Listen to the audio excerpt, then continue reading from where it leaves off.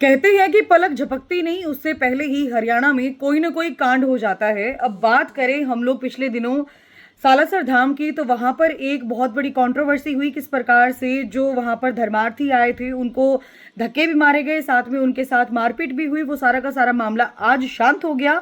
और इसी बीच अब मासूम शर्मा, जिनकी मूवी आ रही है लाइसेंस, वो भी अब आजकल चर्चा का विषय बने हुए हैं। रीजन क्या है कि वो जब देहरादून में शो करने के लिए जाते हैं और उससे पहले होटल हयात में वो स्टे करते हैं, तो कोई व्यक्ति वहां पर चक्कर काट रहा था।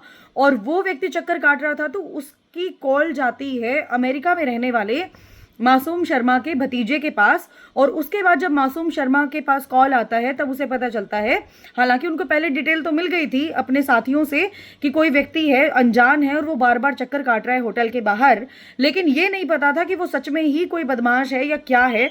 जिसके बाद मासूम शर्मा के भतीजे की उनके पास कॉल आती है कि ऐसे ऐसे बात हो गई है और वो बार बार धमकियां दे रहा है, बहुत अनाप शनाप बोल रहा था कॉल पर। तो उसके बाद देहरादून में अगले दिन जब मासूम शर्मा स्टेज पर परफॉर्मेंस देने के लिए जाते हैं, तो वहां पर क्या होता है कि वहां पर बहुत गंदी गंदी गालियां उसको देनी शुरू कर देते हैं। और गालियां तो इतनी भयंकर थी कि जिसको सुनने के बाद लोग एकदम हक्के बक्के हो गए कि यहाँ दम है वहां दम है, पता नहीं क्या क्या वर्ड्स उन्होंने इस्तेमाल करे। जिसके बाद जनता बहुत ज्यादा नेगेटिविटी फैलाना शुरू कर चुकी थी कि मासूम शर्मा ऐसी अभद्र भाषा का प्रयोग क्यों कर रहा है। हालांकि देखिए, एक कलाकार का काम है अपनी कला का दिखाना, कला का प्रदर्शन करना। और नो डाउट 70% यूथ को अगर अफेक्ट करते हैं तो मासूम शर्मा करते हैं, क्योंकि मासूम शर्मा की गायकी कहते हैं सिर और दिल दोनों पर चढ़कर बोलती है और ऐसा मतलब असर छोड़ती है कि जिसको आप बार बार सुनते रहें तो भी आपका मन नहीं भरता। ये मेरा खुद का पर्सनल एक्सपीरियंस है। तो जब मासूम शर्मा वहां पर मतलब गाली गलौज करते हैं, तो गाली गलौज करने के बाद लोग भी ऐसे बोलते हैं कि आपको ये चीज़ नहीं करनी चाहिए थी। तो उसके बाद अब एक वीडियो आई है जिसके थ्रू उन्होंने पूरी की पूरी जानकारी दी।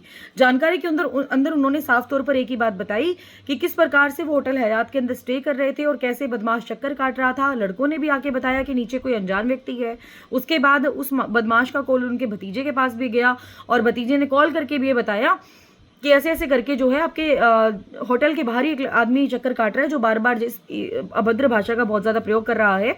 जिसके बाद जब मासूम शर्मा स्टेज पर गए अगले दिन देहरादून में, तो उन्होंने गाली गलौज करके उसको चेतावनी दी एक तरीके से कि अगर तेरे अंदर दम है तो तू सामने आके बात कर, इस प्रकार से तू हरकतें करेगा तो तू अपने आप को कायर ही बताएगा।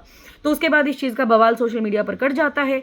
एक तरफ तो लाइसेंस मूवी आ रही है और दूसरी तरफ मासूम शर्मा का इस प्रकार से बवाल काटना लोगों को भी लग रहा है कि पब्लिसिटी स्टंट है। और लोग भी ये बार बार बात बोलते हैं कि मासूम शर्मा तो हमेशा कंट्रोवर्सी में रहते हैं। देखिए, कंट्रोवर्सी में वो नहीं रहते और कंट्रोवर्सी में न रहता कोई और, लेकिन लोग अगर बार बार उंगली करेंगे तो व्यक्ति कितने दिनों तक शांत होकर बैठेगा।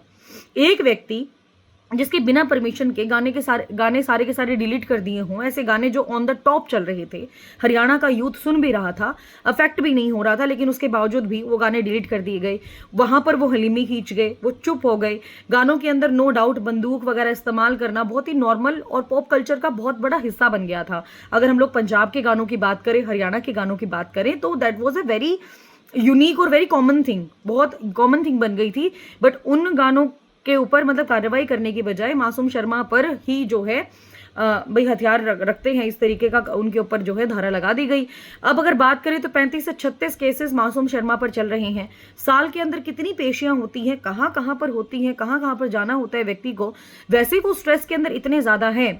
और अगर आपको कोई भी किसी प्रकार की कोई भी बात है, कोई भी वो कहते हैं ना देसी भाषा में अपने झुंझल है, यानी कि अपने मन के अंदर कोई नेगेटिविटी है किसी व्यक्ति के प्रति, तो आप उसको दिखाने की बजाय आप जाकर व्यक्ति से खुद पर्सनल में मिलकर बात करो। उस चीज से आपका सोल्यूशन निकलेगा ही निकलेगा। उस चीज को आप सोशल मीडिया पर फैला रहे हो, उस चीज को लेकर आप ऑफेंड कर रहे हो, खुद की सोच आपने नेगेटिव कर ली है और वही सोच को लाकर आप सोशल मीडिया पर फैला रहे हो, तो गलती मासूम शर्मा की नहीं है, गलती आपकी है। आपको अपनी मेंटालिटी पर काम करना पड़ेगा। और इस तरीके की चीज मतलब वही बात है कि वो तो अपने सिक्योरिटी लेके चलते हैं, उनके पास पीएसओज हैं, उनके पास बॉयज हैं काम करने के लिए। अगर कोई आम व्यक्ति इस प्रकार के थ्रेटन का सामना करे, उसकी तो मर ही हो जाए, मतलब सीरियसली उसकी मर ही हो जाए। अब एक व्यक्ति जिसने जनता का भी ख्याल रखना है, नए नए गाने भी लेकर आने हैं, दिमाग लगाकर उन गानों को गाना भी है, लिखना भी है, उसके बाद अपने केसेस को भी भुगतना है, उसके ऊपर अपनी जो मूवी आ रही है उसका भी प्रचार प्रसार करना है। और ऐसे में अगर चीजें इस प्रकार से किसी भी व्यक्ति की लाइफ के अंदर आएंगी तो इन चीजों को लेकर आप क्या कहेंगे। मतलब अब आप कुछ लोग मुझे ये भी बोल देते कि भाई आपके संबंध तो अच्छे हैं मासूम शर्मा के साथ, आपका एक इंटरव्यू वायरल हुआ था इसीलिए आप पक्षधर हो जाते हैं उसके। ऐसा कुछ भी नहीं है। व्यक्ति जो दिल का अच्छा होता है वो नो डाउट वो हर किसी के लिए दिल का अच्छा नहीं हो सकता। और वही बात है कि मतलब आप ना हर एक दुनिया के व्यक्ति को सेटिस्फाइड करने के लिए नहीं बने। आपके मन में कोई गिला शिकवा है, बैठो बात करो। ऑन टेबल बात करने से ही समाधान निकलेगा। 4 लोग आपकी बात सुनेंगे, वो जाकर 8 लोगों को बताएंगे, उस चीज का कोई समाधान नहीं। वो तो सिर्फ चीज और चीज चर्चा का विषय बन जाएंगे। You will be the talk of the town, but उस चीज का कोई कंक्लूजन नहीं निकलने वाला। तो इससे बेस्ट है कि आओ आमने सामने बैठो, बात करो। And he is very down to earth person. If you will say that sir I am coming to meet you, he will definitely give you some time कि आओ बैठो, और बहुत अच्छी हॉस्पिटैलिटी वो आपको प्रोवाइड करवाएंगे। बट मौका तो दो। अब इस तरीके से मतलब ये बदमाशी मतलब फैलाना और अपने आप को दादा तुर्रम खां बताना तो मतलब बहुत गलत बात हो जाएगी ना। बाकी ये पूरा मैटर सुनने के बाद आपका क्या मानना है ये आप जरूर बताइएगा। बाकी लाइसेंस मूवी का आप ट्रेलर तो देख ही चुके हैं, क्या आप लोग भी मूवी देखने के लिए जा रहे हैं ये भी बताना ना भूलिएगा। Thank you so much everyone.